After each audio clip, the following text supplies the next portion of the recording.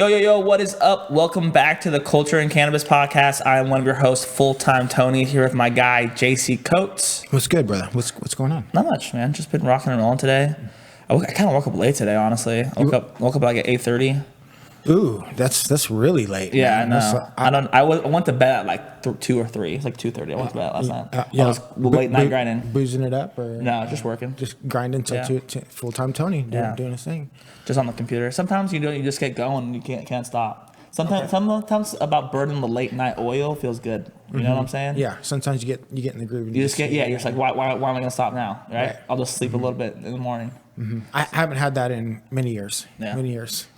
It's probably because I'm so young. Yeah, it could be. But I mean, I remember those days. You know what I mean? You get going, and you're just cruising along, man. It's just like you and work and nothing else, right? It's just like full steam ahead. Yeah. So I've been feeling tired all day, just because of like once you wake up late, it fucks up your whole routine. Yeah.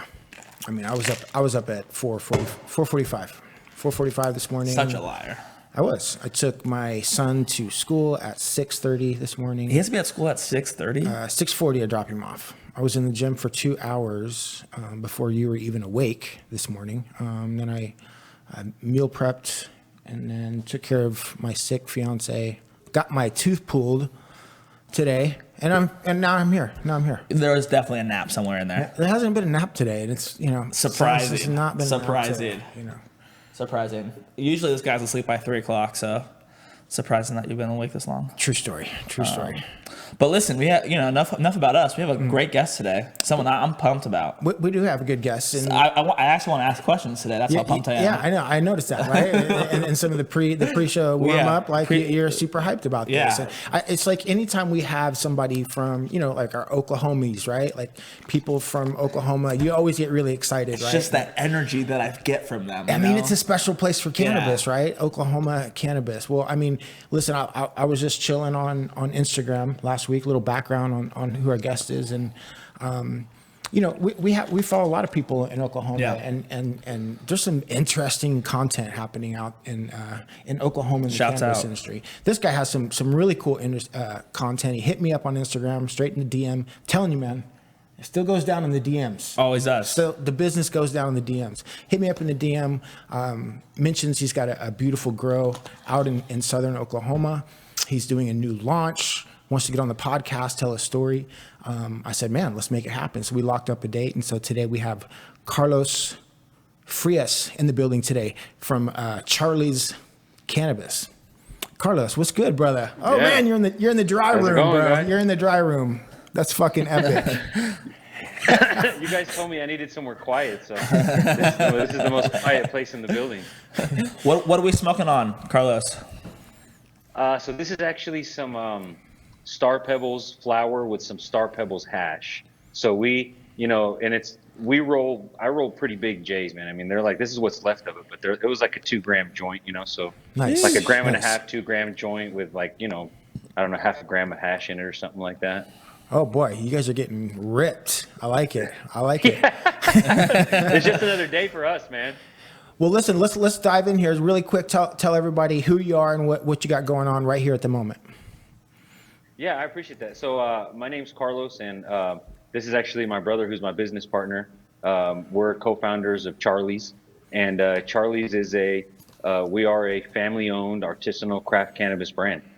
We focus on high-end products that are all created from material that we cultivate. So whether it's flower or pre-rolls or rosin lines, our extract lines, everything comes from our material. So we're, single source.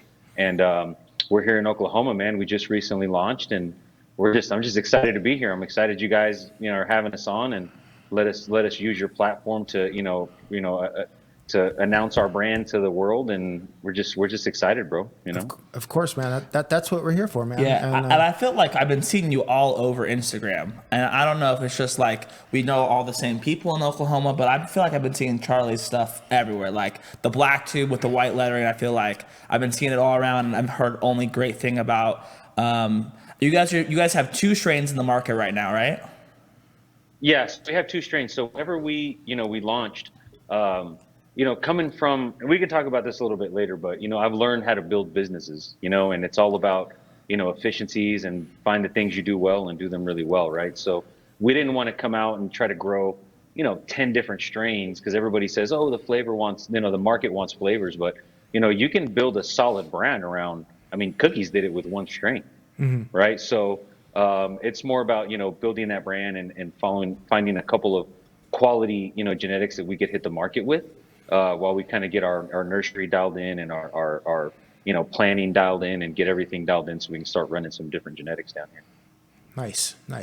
Let's talk. Okay, so let's talk about the grow, right? So you guys are just well, you said you're operating full service, but the heart of it is on the cultivation side, correct? How big is Yeah, it's on the cultivation side. How big is your So grow? it's not, our grow's not big, man. So we're running, we have, our building is about 3,000 square feet, and that includes a nursery, dry area, irrigation area, and our one flower room.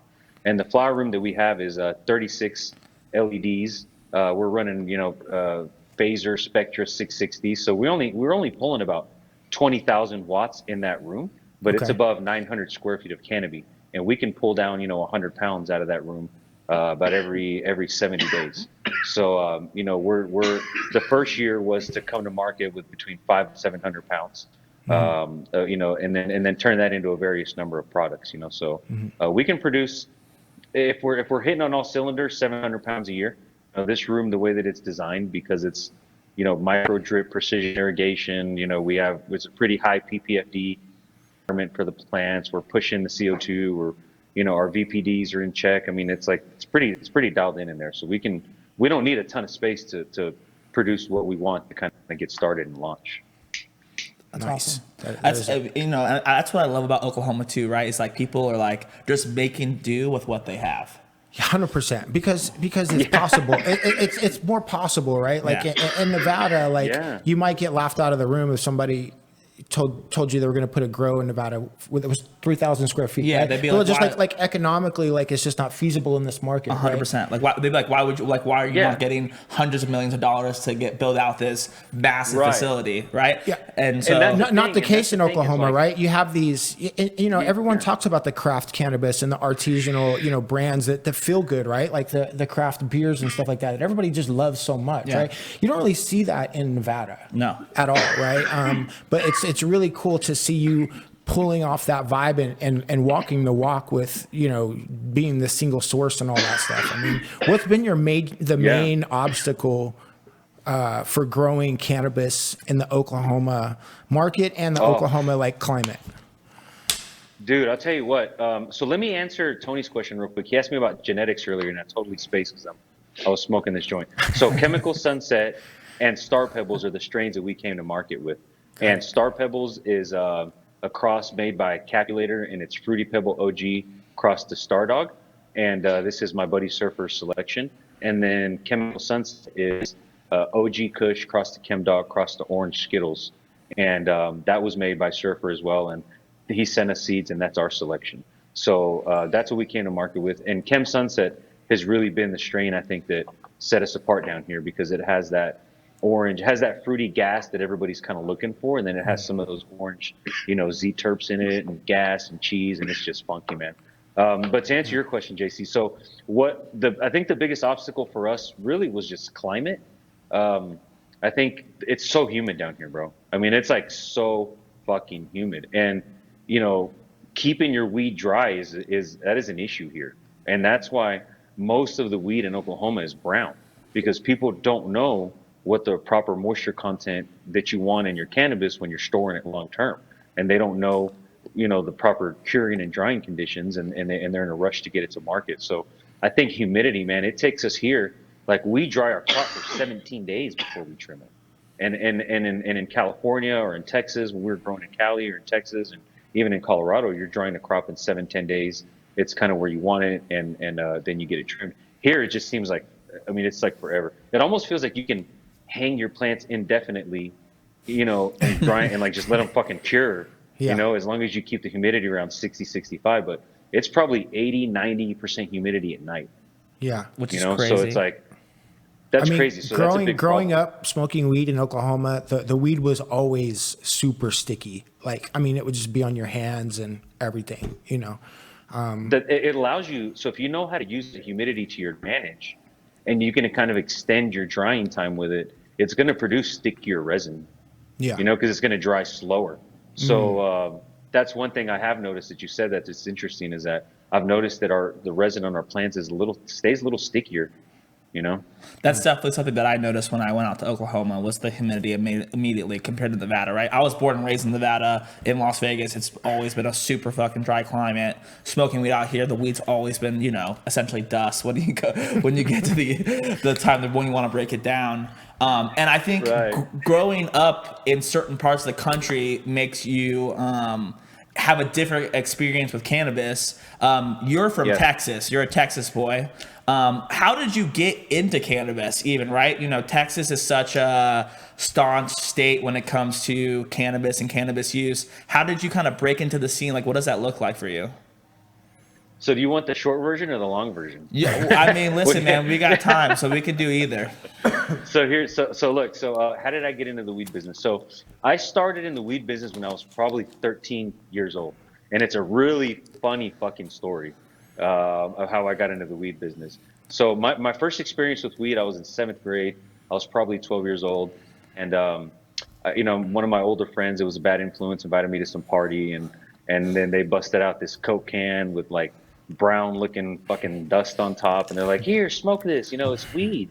And so sure enough, I'm like, okay, yeah, this is weed or whatever. I'm smoking it, but I didn't even get me high. I mean, I just remember that it tasted horrible, and I was like, wow, that's weed, like that's fucking horrible, you know. So I didn't really mess with it again. Then the next year when I was in 8th grade, this is really funny, dude. So we went, I don't know who else is gonna hear this, but if the right people hear this, they're gonna laugh their ass off. So I had a friend in 8th grade who was like he was a troublemaker, dude. And he's like, hey man, you know, I know this girl, and you know, we can go to her house after school, and her dad's not there, and we can drink and we can smoke cigarettes and we can do all this bad shit. So I'm like, okay, yeah, that sounds pretty cool, you know. So we go to her house after school, and I'm like hanging out with her in the living room, and we're talking, and you know, we're like drinking these like back in the day, God, what were they called, Zimas? You guys remember Zimas? Zimas. I do remember Zimas. Tell me down there. I don't know shit about Zimas. Zimas. So they're like it was the first White Claw, so right? It was the first White Claw. Yeah. Can we just call it that? Yeah. Yeah, it was the first White Claw. So we were drinking Zimas, and then all of a sudden, my buddy, he comes out of the bathroom. He's like, "Hey man, we got to go." He's like, "Okay, we got to go. You know, we're leaving." So he rushes us out the door, and I get outside, and he's like, "Dude, look at this!" And he pulls out a big bag of weed. And I mean, this was like, looking back on it now, it was like probably like a quarter pound or a half pound of weed, right? And I'm like, dude, where did you get that? And he's like, oh, I took it from her dad's closet. You know? And I'm like, oh my God. So we get on our bikes and we hightail back to his house, and his older brother was there, and we show his older brother, and he's like, yeah, man, you guys got to weigh this. And he takes us to the store, and has this little scale that has like a little pendulum that you hang the sack on, and it tells you like, you know, how much your weed weighs. And so basically his older brother like showed us, he's like, dude, you guys got to sell this. This is worth money. Like, you guys just came up big time. And we're like, fuck, okay. So the next day we went to school, man. And we hid it in the bathroom, above the top of the bathroom where you can remove the tiles. And so we had a scale up there with bags and everything, and we started fucking selling weed, man. That's crazy. And that was literally like, I think at that point in my life I learned, like, oh fuck, you know, you can sell weed, you can hustle weed. And I was basically, that's kind of how it all started. You know? That's crazy, man. What's crazy about that story is because I have like some similar stories. Like, I think we're about the same age, so I remember the Zima. Yeah. I remember the smoking the weed out of the fucking, you know, the Pepsi cans and all that shit. Right. I mean, but what's really crazy is like I mean, some of those stores aren't going to exist anymore. You know what I'm saying? Because like now, kids nowadays, they just walk down to the dispensary and buy the weed. Yeah. So it's just a trip to think world, about. dude. You know what I mean? Yeah, it is a different world. I know. It's like it's a different world. Instead of selling, you know, your dad's half pound of weed, you're probably gonna find his vape pen that you can seal way easier, right? And I think that's the difference of today and now. I think that's so interesting too, because when you were 17, you went to San Diego, right? And you became a Marine. Kid, bro. Yeah, I was a bad kid, right? And so, like, you know, through high school, I basically dropped out of high school. I didn't go to class. I was the kid that was always, and I sold weed, man. To be completely honest, I sold drugs, you know, and I was not a good influence.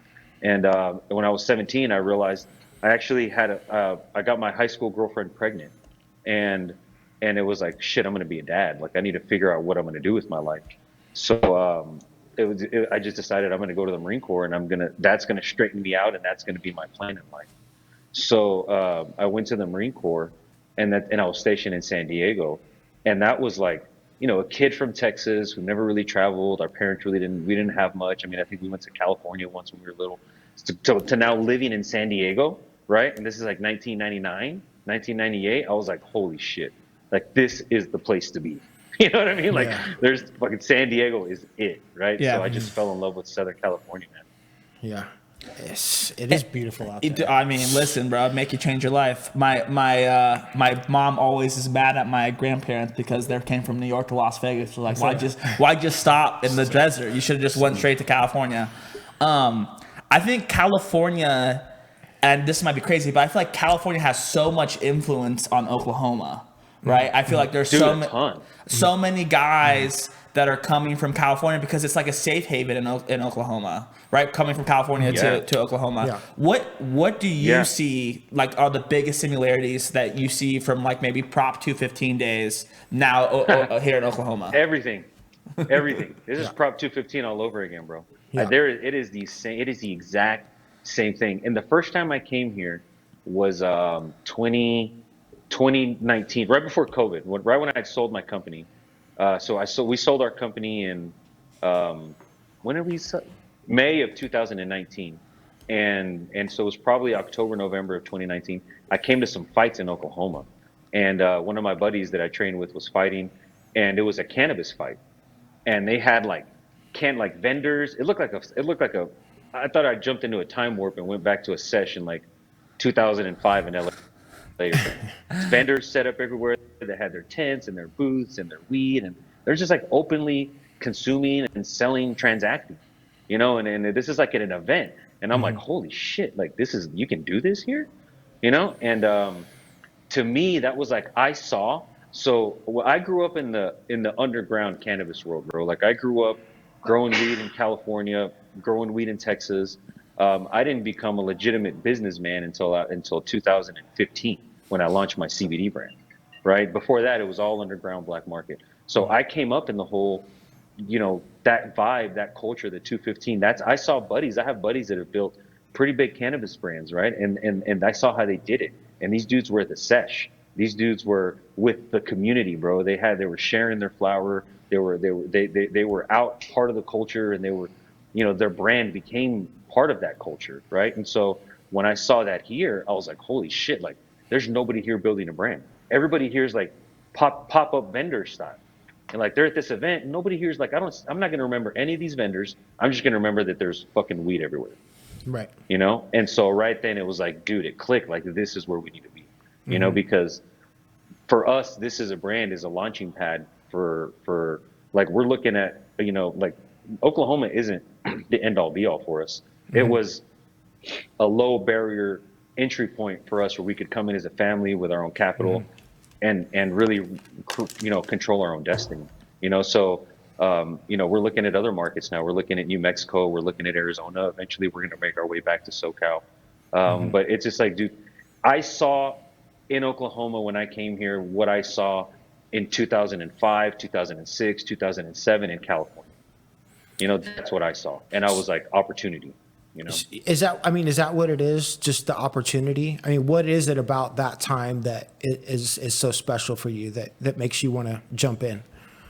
Dude, 2005, like, I remember, so I started growing weed in 2003. When I got out of the military, I came back to Texas, and I was like, the weed in Texas sucks. This is nothing like the weed my Marine buddies had that they got at the weed store. So I was like, I need to buy a light and I need to grow some weed. So I started growing weed in Texas. It's like 2003, 2004. Started like everybody else in a closet.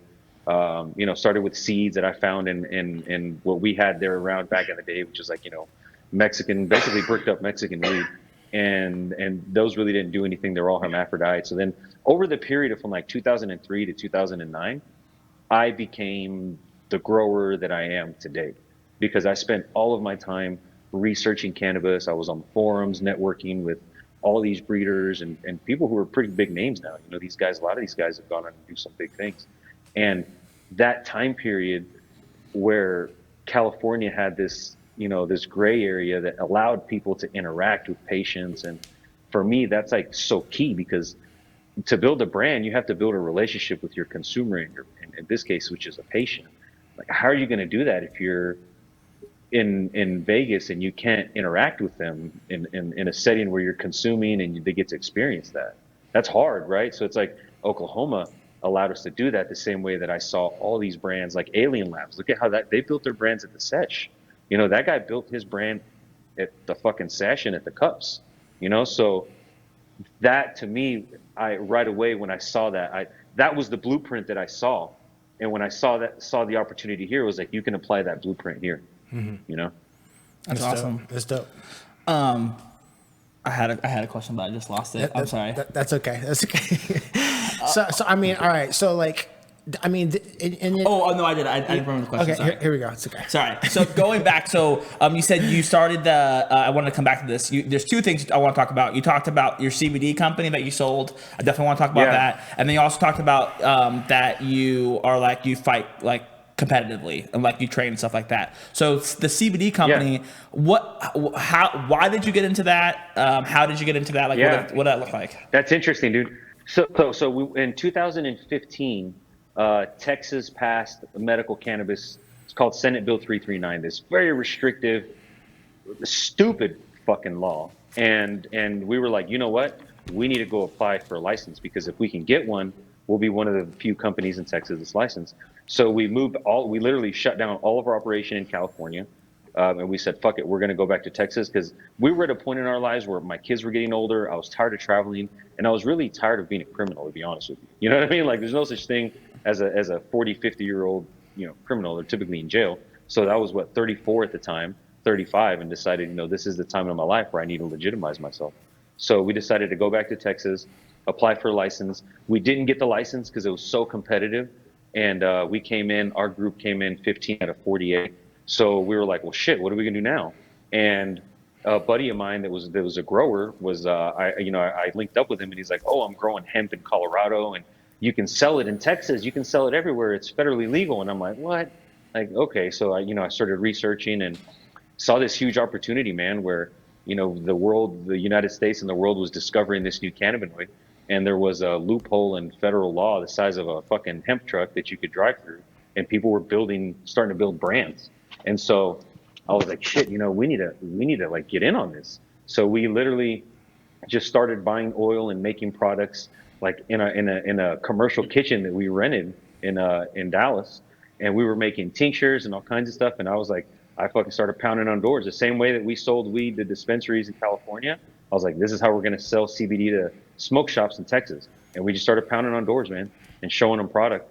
And we slowly built a company. I mean, it's pretty incredible. And within a 3-year time period, and this is the company that bought us was public, so this is all public information now. We built a business that went from like $0 to like $10 million a year in like 36 months, you know, just like that, like pounding on pavement, man, and getting distribution.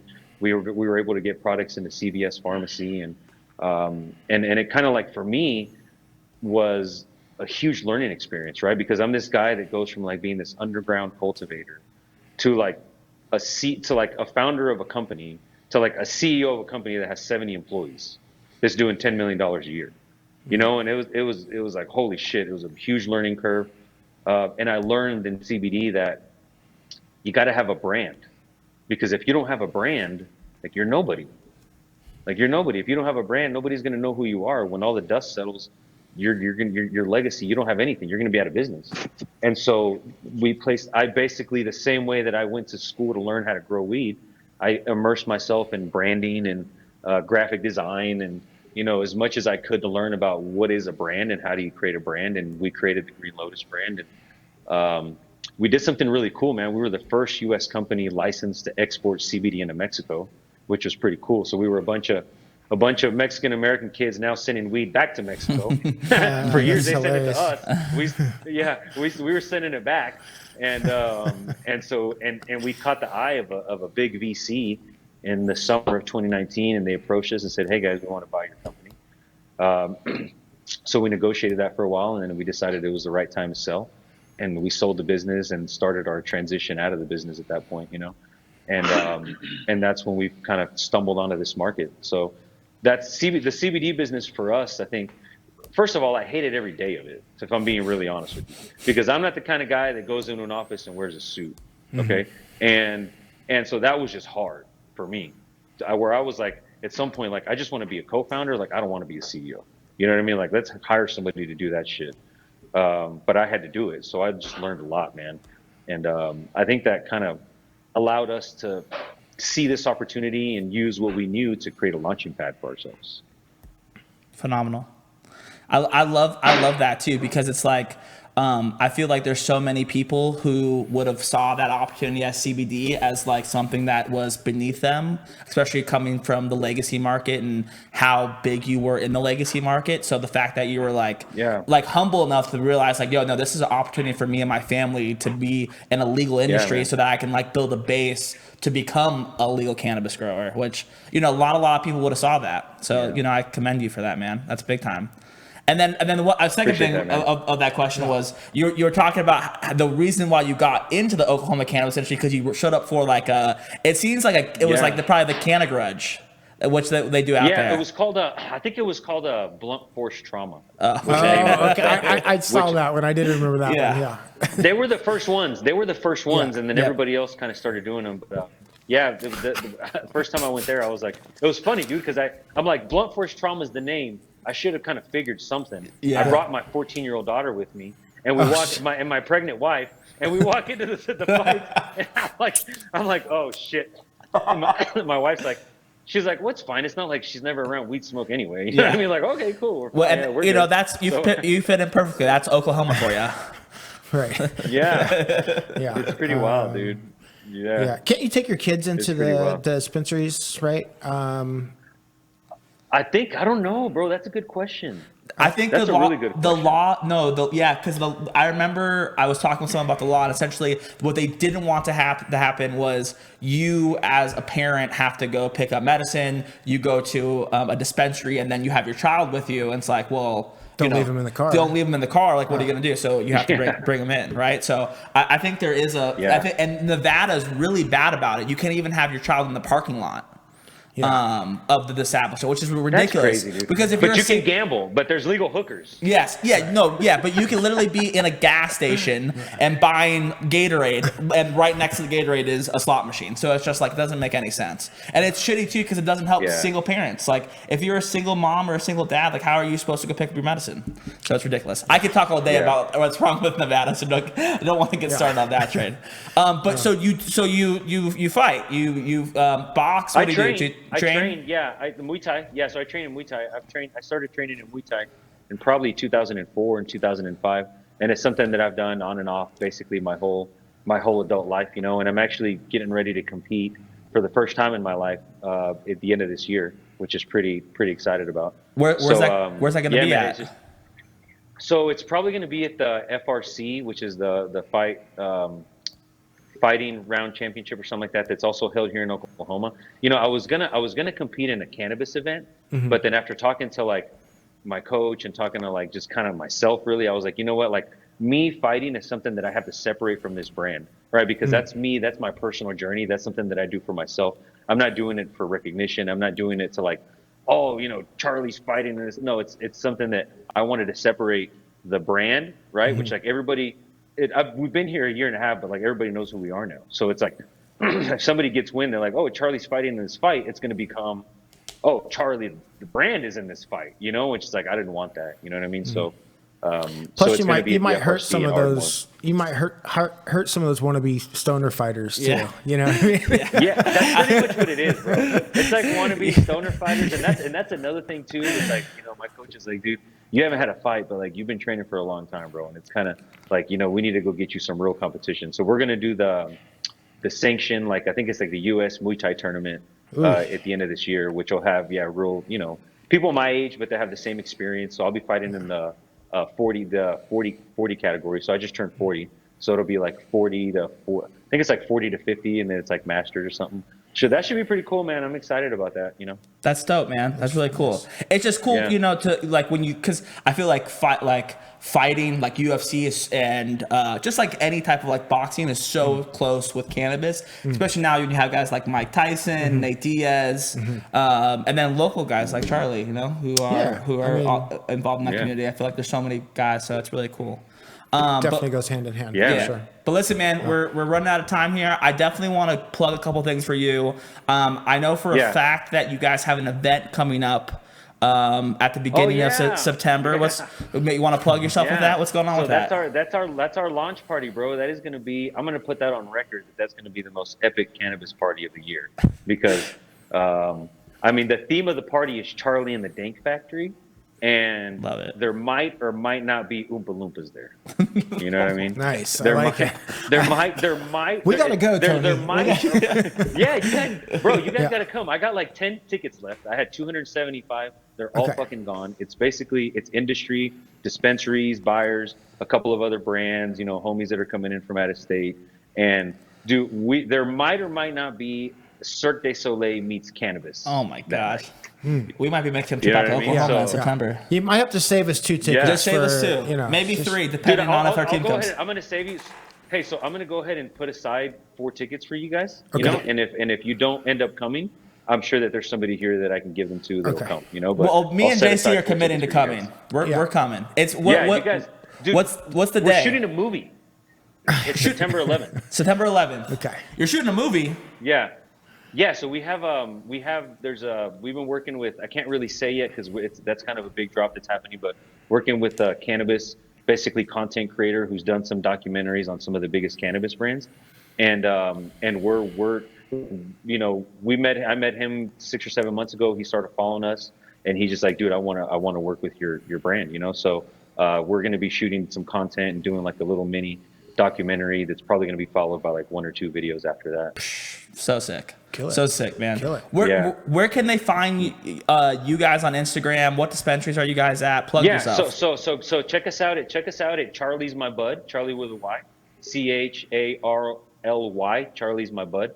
And we're in about 40 dispensaries across the state. If you go to the Instagram and you hit the Find Us section, you'll find all the dispensaries that we're in. And we have right now flower, but we're coming out with these hand-rolled infused pre-rolls, live rosin SKUs, a couple of cured rosin SKUs, and we're going to be launching a portfolio of SKUs all made from our products, man. So you guys are pretty soon, you'll find us everywhere in Oklahoma, So dope. Nice. Well, thanks for coming on, brother. And congratulations with everything that's going on. Thanks for having us, guys. Yeah, no, thanks for having us. Carlos and Alex, this has been a pleasure. We'll be seeing you guys soon in Oklahoma.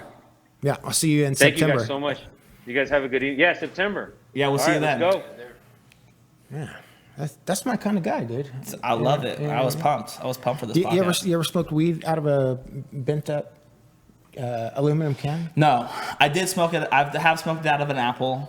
An apple? I'm trying to think what's like the worst thing I've smoked out of. How about like a toilet paper? Yes. Yeah, it's the toilet paper. Or what we used to do is like we would smoke and then have like the toilet paper roll and you put the dryer sheets on the end. Dryer sheets. You put the rubber and you blow it through it. It's like buddy. Smells great that way. You know what I mean? Takes all the way. Man, Oklahoma, bro. Dude, it just gets me so happy. I just love like hit stories like that is what makes Oklahoma so special, right? Yeah. It's like those types of people like him. And what's so cool is that like I got to listen to him on the Cannabis Hangout, so I got to have a little bit of like a pre-story going into that podcast. I know I was asking a lot of pre-questions, but I hope we covered a lot of it. I was just teasing you. I was excited you had a lot of questions. You know what I mean? The thing about Oklahoma is like, I mean, let's look at Florida for a minute, right? It's like it's locked up, right? You can't do anything there, right? Nevada is like a little bit looser, but not much, right?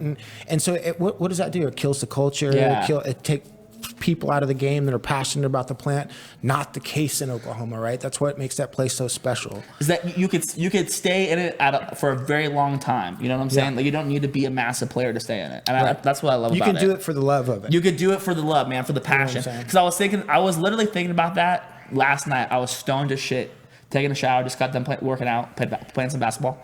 And I was just thinking about, man, dude, you and me have been in this industry almost 6 years now here in Nevada. And there's really not that many people that have been in it for that long. I know, it's crazy, right? And so it's like, and there's so many great, fantastic human beings who got in who are not even in anymore. And it's just like heartbreaking in some sense, but just showing like, this is like, you have to be able to endure, man. You got to be able to play the long game. Which I'm proud of you, by the way, because it's been almost I think 2 years ago this summer we were on the hill running up and down the fucking hill together talking about what we're going to do now. And the last 2 years have not been easy. No. And you've hung in there with me.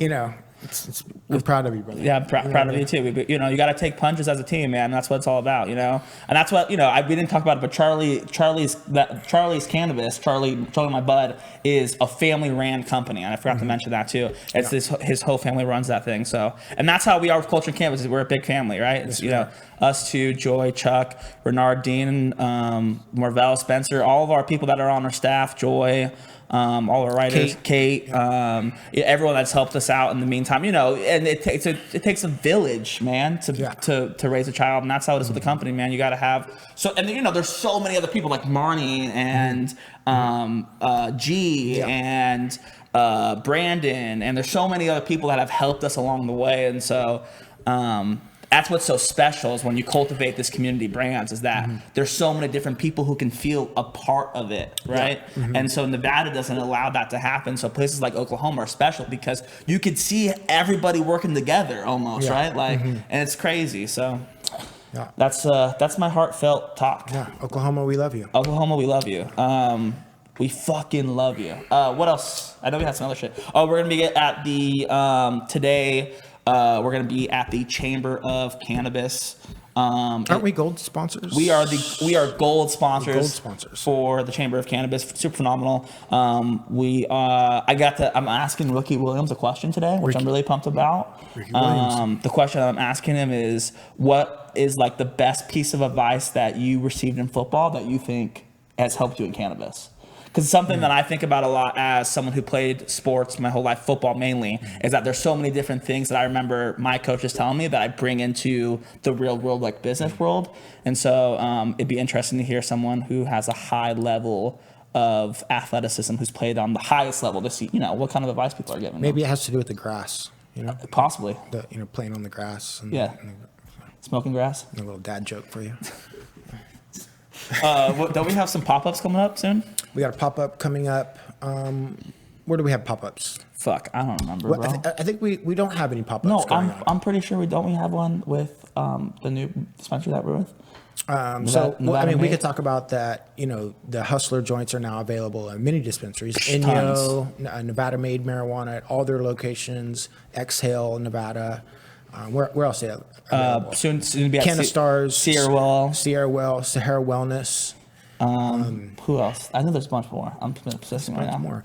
Nevada-made marijuana. We're really happy about that. That's a brand new retail partner for us. They think they have like multiple stores. I know that they have. They have 4 of them. 4, soon to be 5. We're going to schedule some pop-ups for them to celebrate our newly found partnership over there. Yeah, Buffalo and Charleston, man. That's dude.